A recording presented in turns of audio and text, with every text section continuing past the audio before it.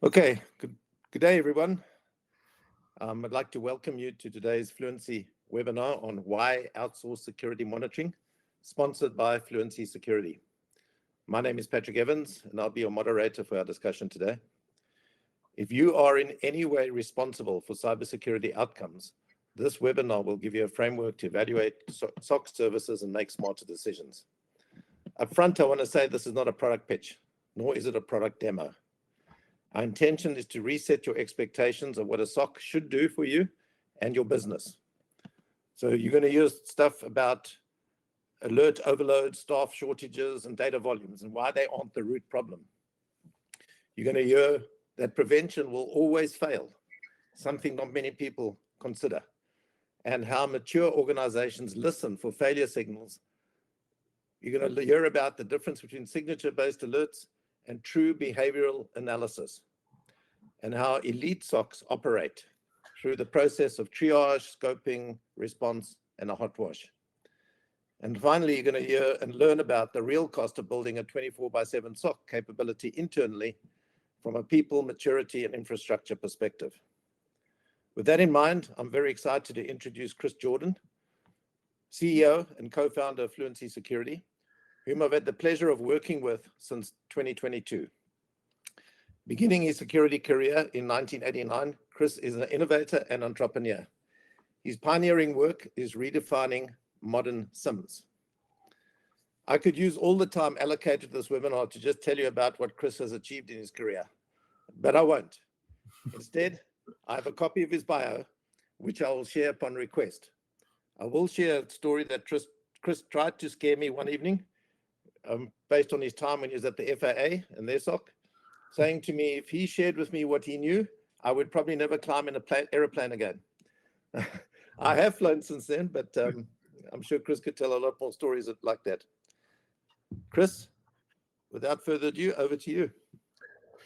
Thanks, Patrick. Hopefully I can make this a little bit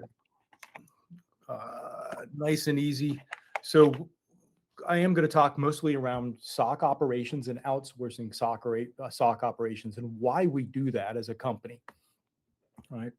So we're going to look at from a what we call fear, uncertainty, doubt. A lot of security companies sell using fear, and I think that part of that fear comes from people not being confident in what they're doing. Right. And then we're going to set what the expectations are, and we're going to look at like what's the scope? What does remote management really mean? Remote monitoring and management really mean? And what's the end result of it? So the first thing we have to realize is that when we outsource SOC services, security operations center services, there's a lot of topics people talk about. One, you're going to see and hear all the time, if you haven't, is alert fatigue. And it's true that there's a ton of data that comes in when you're managing and monitoring on a 7/24-hour operation. But alert fatigue from a customer perspective is not your problem. Alert fatigue is the problem of the remote management and monitoring service, right? Having qualified staff. And this is a big issue because when we look at SOC operations, we forget that they're 7/24. They're constantly monitoring. It's not just a question of having qualified people. It's a question of having qualified people all the time, right? How many people does it take to go 7/24? A lot of people think 3, but that's good if you're just doing it 5 days a week. You still need the weekend, which is 2 more people, and then you still have holidays, which I've learned in South Africa, you guys love. So that gets you to basically six people, right? 5 plus 1, and that's an entire shift. So if you look at the cost of that entire shift, let's say you're only paying, I'll use US dollar terms, $100K per person. That's $600,000 just to have people reviewing. And that's a very cheap rate. You're not going to get qualified people. So staffing is a significant issue when you try to do it yourself. But again, not your problem when you're hiring remote management and monitoring. Now, the volume of data, yes, the volume of data does directly relate to cost. And the reason is because that data has to be both processed and stored. And even though we charge by storage, right, it's really the processing. If I was to show you how much processing actually occurs over the data, the ratio is 4 to 1 in a given month. Now, granted, we want to store it a full year, and that's where the storage all of a sudden becomes more expensive. But on a day-by-day processing capability, we actually spend more money processing data than we do storing it, right? And the last part we want to talk about is the fact that you have to maintain currency over what are your threats, right? And so if you think about, we'll talk about this later on, SOC services, these people are reviewing it all the time. So what you consider an emergency, they consider day-by-day operations. They're much more calmer. They're much more evaluating this stuff all the time. And they have a lot of experience with even the most common patterns.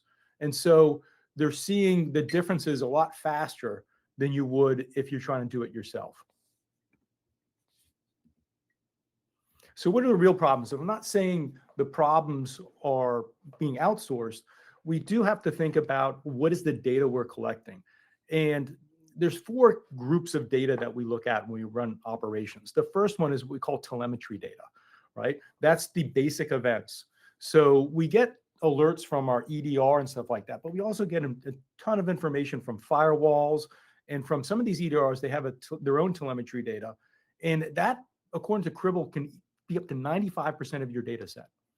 Okay.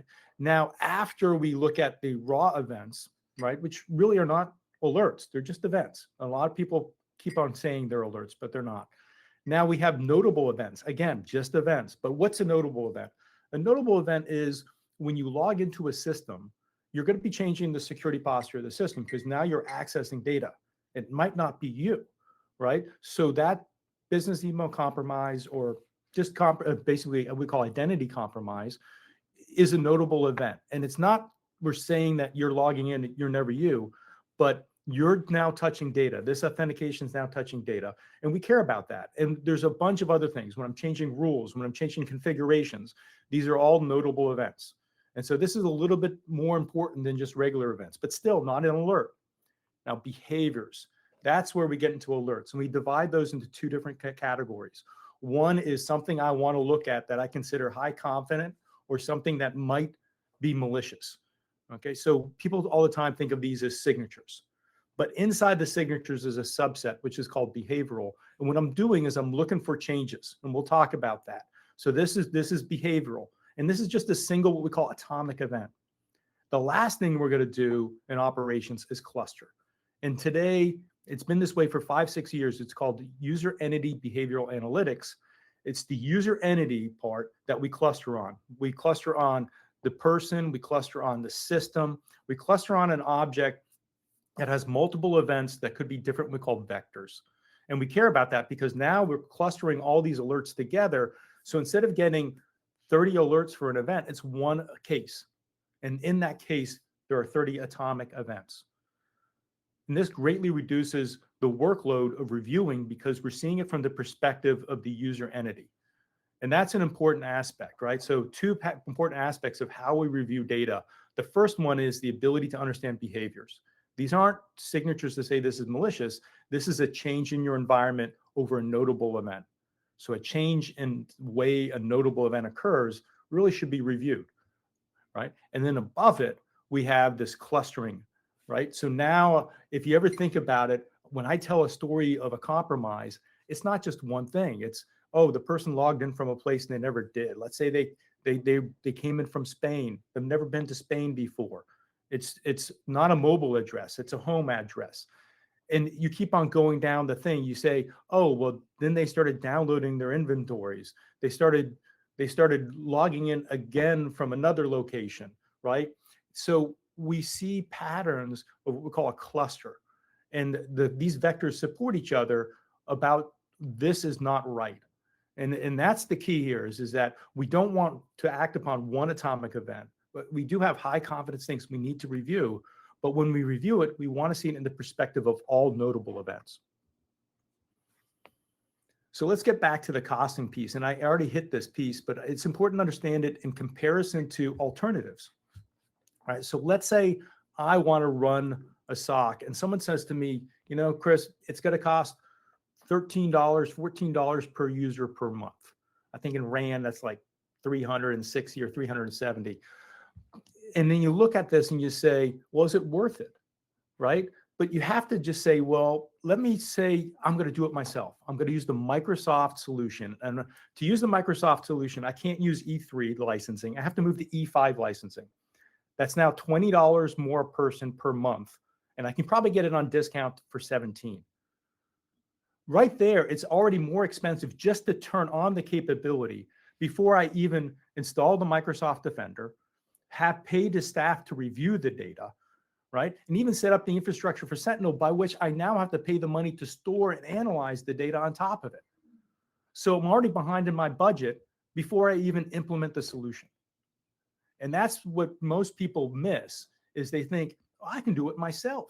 But in doing it yourself, you're incurring a significantly amount of more cost when you compare it to when you outsource it, the benefits you get of basically sharing your staff with other people.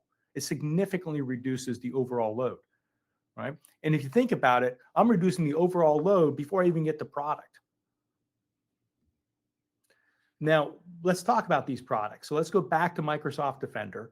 And you say, but Chris, I have everything in prevention mode. My firewall prevents, my EDR prevents. I've even got Proofpoint preventing spam coming in, right? Phishing links.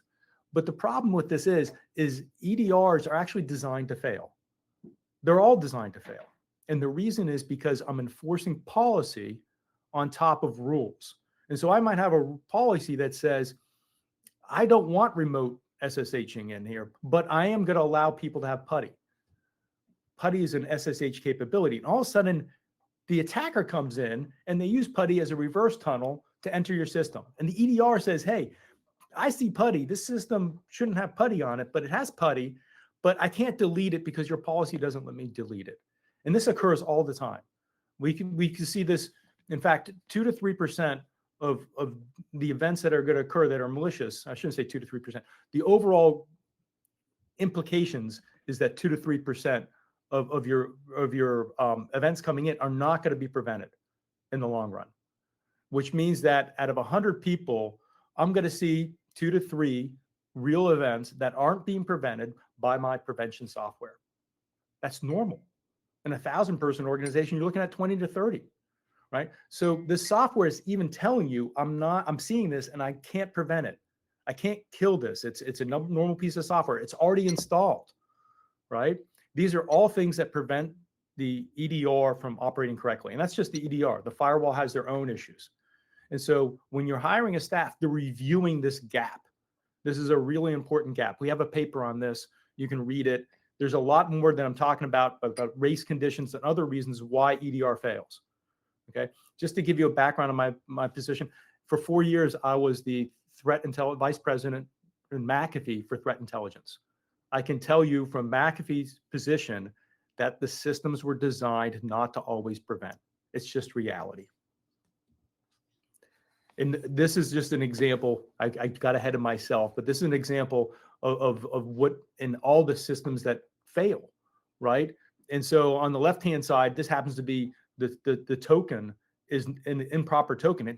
We have a piece of software that's grabbing a token, that's giving it permissions it shouldn't have, but the software is legit. And so the only thing the EDR can do is keep on killing this piece.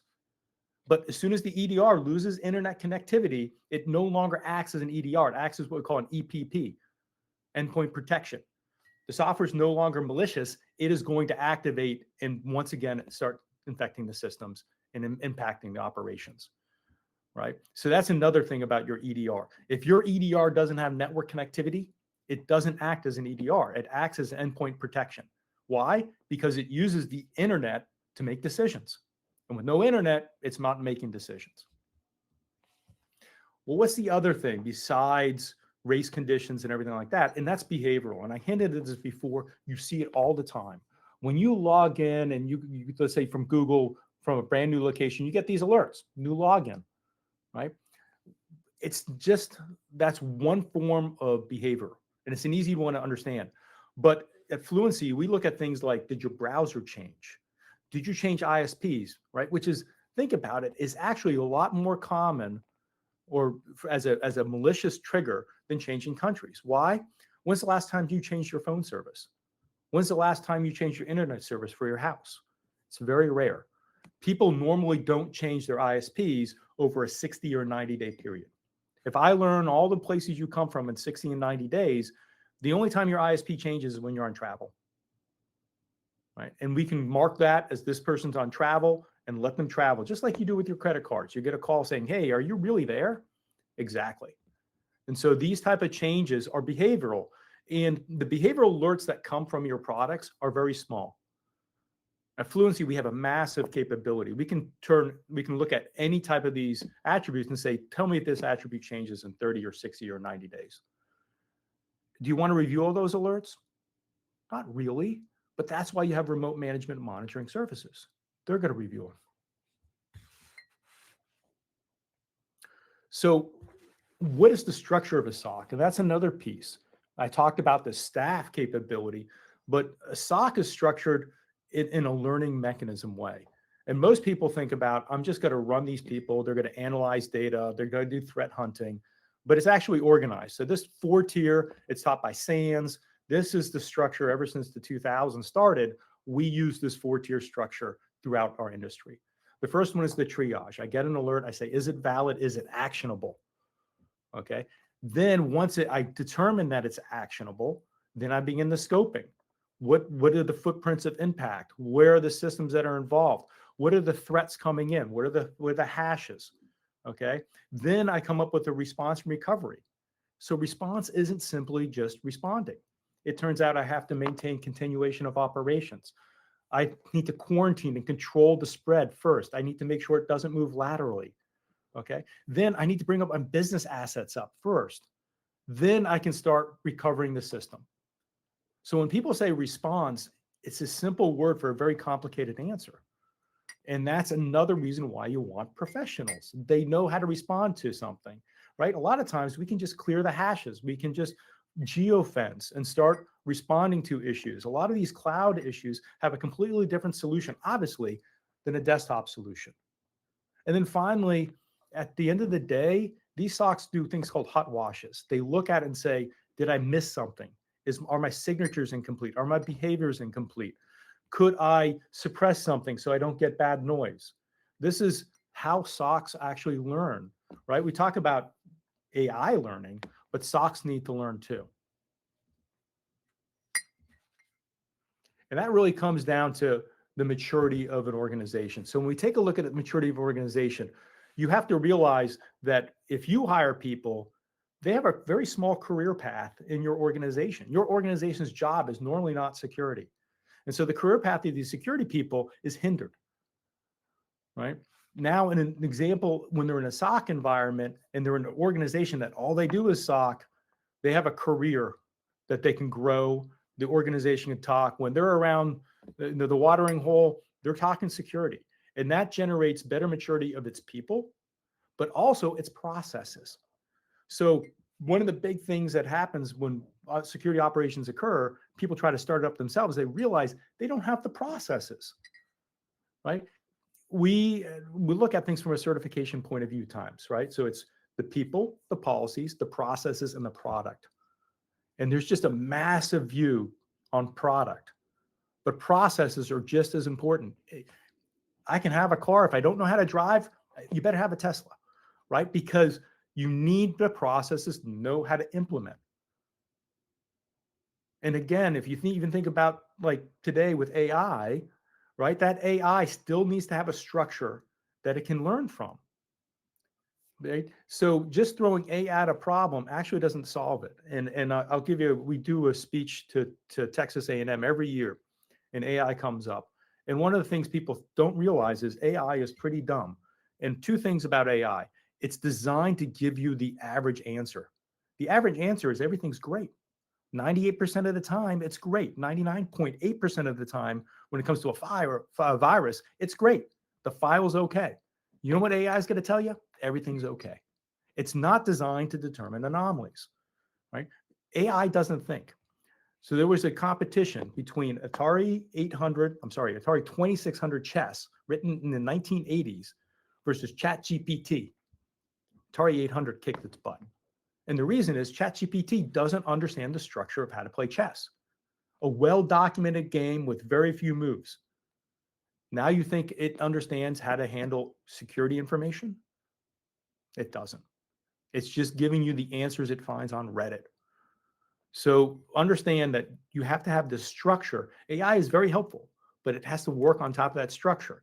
And the people who use it every day understand the limitations. They can leverage AI. They can understand how to implement it. But like I said, if you're not doing this every day, you're going to implement something. You think it's working because it's closing every ticket. But I'm telling you, it's closing every ticket because 99.8% of the time on a file, it can close it. And 98% on an alert, it can close it. So what's the end results? So one of the things that we have to understand is what we need to do is focus on not where we see the problems. Where we see the problems in prevention is what's prevented. And this is a famous diagram from World War II. They had these planes coming in and they said, where do we need to reinforce it? And the engineer said, well, here's all the bullet holes. Patch up where the bullet holes are. No, these are the planes that made it back. These are the things that were basically prevented in our world. It's where the holes aren't. And that's the intelligence of a SOC. The SOC is looking at not what was stopped, but what is getting through, right? Think about it. Your objective is not to review all the alerts of what was stopped. When you get in a report from your SOC, you shouldn't be looking at, I prevented this and I prevented that. We call those vanity metrics in my industry. What you should be looking at is what wasn't stopped, because that is where compromise lives. And again, that's where professionals know how to look at data. So when we get down to this and we say, we're going to hire a SOC, why are we hiring a SOC? Well, the first one is confidence. I keep on going back to this, the brilliance of people. They are smarter, way smarter than AI, and they're the ones who run the product. And so when you get smart people working and helping you out, you can have a confidence that there's people actually who knows what they're doing working on it. And confidence leads to calm. But remember what I said before, they see remote managements, they see compromise all the time. They see problems all the time. They're not freaking out, right? I remember the first time when I was doing security operations, every time I bring a new person on, they start freaking out when they see a compromise and they think they're going to be up all night long. No, there's shifts. They learn how to transfer their knowledge to the next shift, and they keep going, right? They understand how to handle problems. The problem you have 1 or 2 times a month. The problem they have is 1 or 2 times a day. So they understand it. The last piece is clarity. Again, if you're doing this over and over and over again, your staff learns the problems. They learn the patterns, right? And that gives clarity. They can see the alerts. They can see the events. They know the next steps. So when we look at outsourcing, we're outsourcing more than just product and more than cost. We're outsourcing gaining ourselves intelligence. We're gaining ourselves processes that we don't understand, right? We're gaining ourselves maturity. This is a huge difference than just buying a product. And so when we look at how to compare remote monitoring to doing it yourself or remote monitoring systems, you look at how long they've been doing this, right? How mature is this SOC? And it's not a question of product, it's a question of people. It's pretty hard to tell, I'm coming from the product side, and I'm telling you, people are pretty much the most important aspect to security. All right, Patrick, I'm at the end. And I don't know if people have questions. I've checked, and a few seconds ago, there are no current questions, Chris. Damn, I'm a great speaker. Has anybody got any questions they need answered? So there will be a recording made available of today's session to all the people who registered and attended. We also have written a white paper recently on the modern day SIM.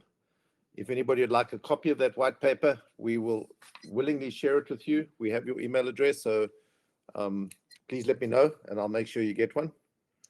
Aside from that, Chris, there are no questions. Hang on, somebody's appeared in the chat.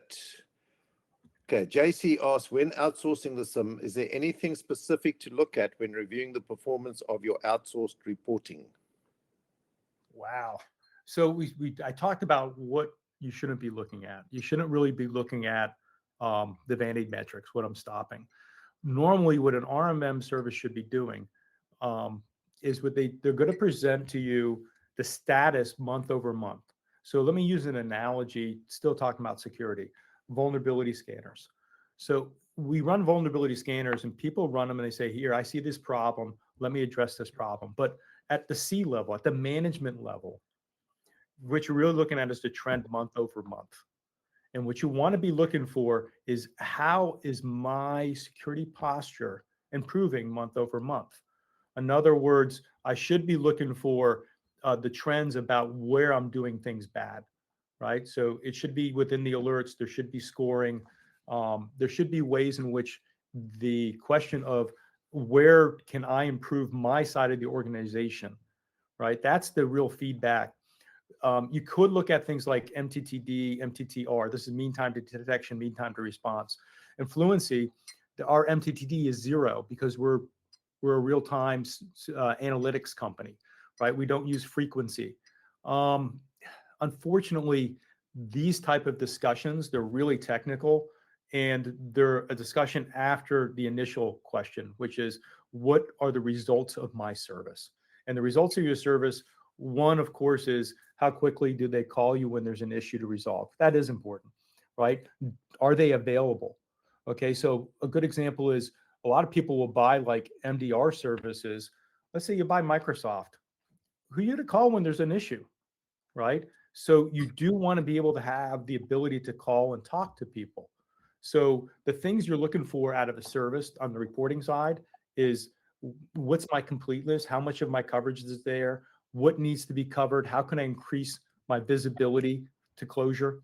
And I'm also comparing time over time, am I having less events? Now, don't use that as the reason, but you should be seeing a steady state of events getting lower as your people get used to handling and responding, right? So those are the things I look for mostly, is completeness. How much is being covered, right? And how well am I being communicated to close those gaps? And at the C level, I want to be showing progress, because I need to report this up, right? So this service is still part of my organization, and I need to report this up. I hope that answered it. So JC says, fantastic, that answers the question. We are currently outsourcing the SIM with the SOC team behind them, and we have detected gaps that were addressed in the past couple of months. Just wondering where to go further. So some of the things is, are you seeing uptime, right? That's a big one. The other one is when you start taking a look at your perimeter, a lot of organizations do the perimeter cloud oriented today. So we look at our EDR and we look at our cloud capabilities. We do want to start grabbing as much of these secondary services. So you might say, do I have shadow AI? Am I grabbing all my data that's on the cloud, right? Am I limiting access? So you start moving into the policy enforcement and seeing if the RMM service can help you with policy enforcement. Because a lot of the issues you're going to have for compromises is people winging it. They add a service or they add a product onto their desktop that's not under control, and that winds up getting them infected, or especially in business email compromise, strengthening your URL filtering, strengthening your domain filtering. These are probably some of the most important things you can do. Thanks, Chris. I've got another question from Samuel. He asked, and I know it's going to prickle you a little bit, on a SIM perspective, is using an open source SIM XDR like Wazoo good and advisable? Also, running it on-prem or outsourcing, which is better? Also, how would you measure performance on results? Say you do have an outsourced SOC already. Like I said, so the problem with SIM, so there's, Patrick mentioned the paper. So there's 3 technologies that really define a modern SIM. Streaming analytics. Wazoo kind of, believe it or not, just added that capability, but there's no behavioral. It's just streaming over a subset of signatures. The next capability we want is, we want to see, do they have a data fabric? But the data fabric is the modern way of collecting data. It makes sure that you're basically always up, that there's redundant paths, that I'm basically doing it more efficiently by pushing out my telemetry data from my main load, right?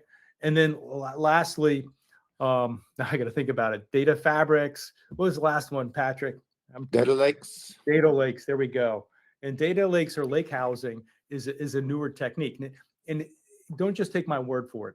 If you take a look at the merger and acquisitions that are occurring in the SIM space, you're going to see that both CrowdStrike and SentinelOne, they first did the data lakes. Huminio was purchased by CrowdStrike, which became CrowdStrike and NGSIM, and Skylar was purchased by SentinelOne, which became their backbone for their services.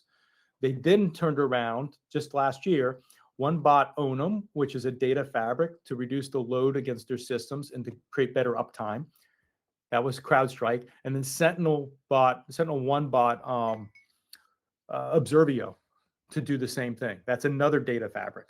So when we take a look at doing it ourselves, what's happening is we're about 20 years behind.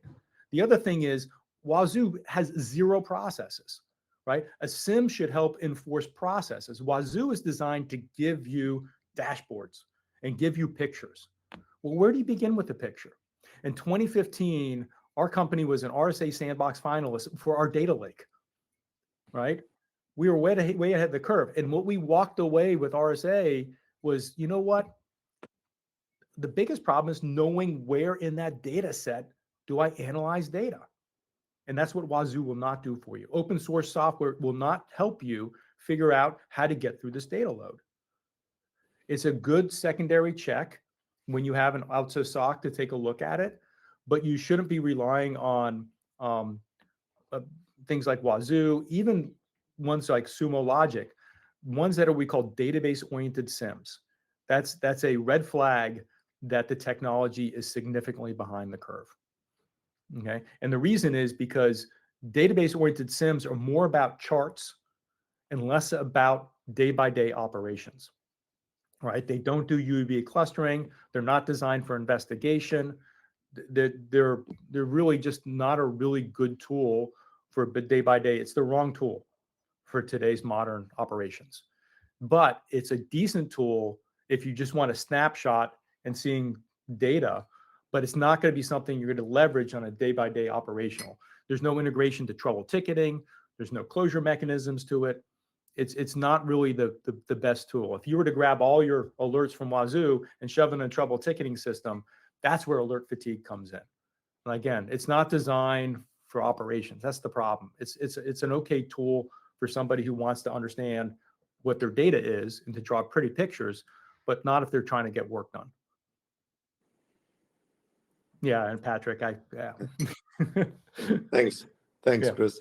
Samuel is typing again, so yeah, it comes. That does answer it. Assuming you have your EDR, CS, or CrowdStrike or Sentinel, so you need it for extra coverage, what would be the best SIM then? So I know your normal answer would be Fluency. Yeah. So the top SIMs out there, Splunk is actually a really good SIM, but it is database oriented. It's the last of the dinosaurs on that. I shouldn't say that. Sentinel by Microsoft is also a dinosaur from its design. But Splunk with their module, their enterprise security module, which costs extra money, makes their product a lot more into the modern realm. Remember that pyramid I showed you? The concept of notable events, that's really a Splunk concept. And it really is a fantastic way of looking at data. So Splunk really does invest and handle operations fairly well. Okay. But it just doesn't have the speed, and scaling costs you a lot of money. When we get out of that, we get the next gen of SIMs, which are CrowdStrikes and Sentinels. Now, or SentinelOne. The problem with those two is they're MDR oriented. The second you leave their walled garden, they're useless. They can't absorb other data sets very well. They don't have signature sets for other data. They might grab your data, but they're not going to help you evaluate that data. Okay, so those SIMs are fairly strong as long as you stay in their walled garden, but they're also MDR oriented. They're endpoint oriented. So if you have any cloud infrastructure or network infrastructure, they're not as strong. And that also resides with the Microsoft Sentinel, right? So the traditional ones, QRadar is gone. The CoreX AI or whatever, which is the Palo Alto solution. It's a very interesting solution. They're fairly more complete, but that's a very a lot of training required to run that one. And it's not, and from a SOC point of view, it's not multi-tenant, and it's got its own issues for data repository. So it's really hard. Obviously, I favor the design we have because we're responding to our customer needs. But, you know, when you take a look at the other ones out there, the modern day SIMs are becoming more MDR oriented, and it's really hard to find a SIM that's a real SIM anymore. I think, Samuel, just to add to that, we deployed Fluency SIM at, now it will be 3 MSSPs in South Africa, all of which were experienced SIMs. One of them is ranked the highest in the MSSP Top 250 alert report. And their head of strategy reckons it was the best SIM they've ever used, given they do this every day. That's their business. So they have to make money out of this to survive. If you don't mind, I will send you the paper that Chris has written on modern SIMs, and that might help you in the direction you choose. I have no more questions, Chris. Great. Samuel is typing, so let me wait. I just said nice, thank you. Okay, yeah, great. And like I said, I really wanted this webinar to be around people understanding the SOC problem, the SOC problem around remote management. You know, when it comes to SIMs, obviously we can do another webinar to deep dive into it. The technology in SIM is changing at a monster pace, and that it's really important to understand that most organizations, they can't keep up with these changes, right? And Patrick just said, we're rolling out new architectures all the time in South Africa, and it's a very difficult place because of cost. But the reality is that these modern architectures, they're more efficient, which does reduce cost, right? They help with the decision-making process, which again helps reduce cost. You're not wasting time. You know, you have to understand that you might look at this as a solution set. We look at this as a business. That how do we get information through faster? How do we're more accurate? How do we respond to tickets better? How do we reduce the overall load?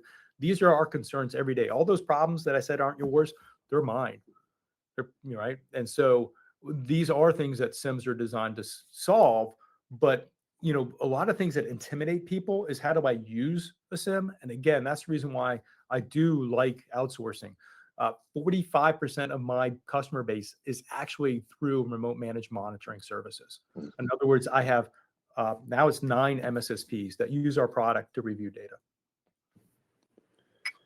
So Chris, maybe just one question from myself. We didn't touch on OT, but increasingly I'm seeing more and more customers. I had one yesterday from South Africa, indicate what we can do from an OT perspective as opposed to an IT perspective using something like a modern day SIM.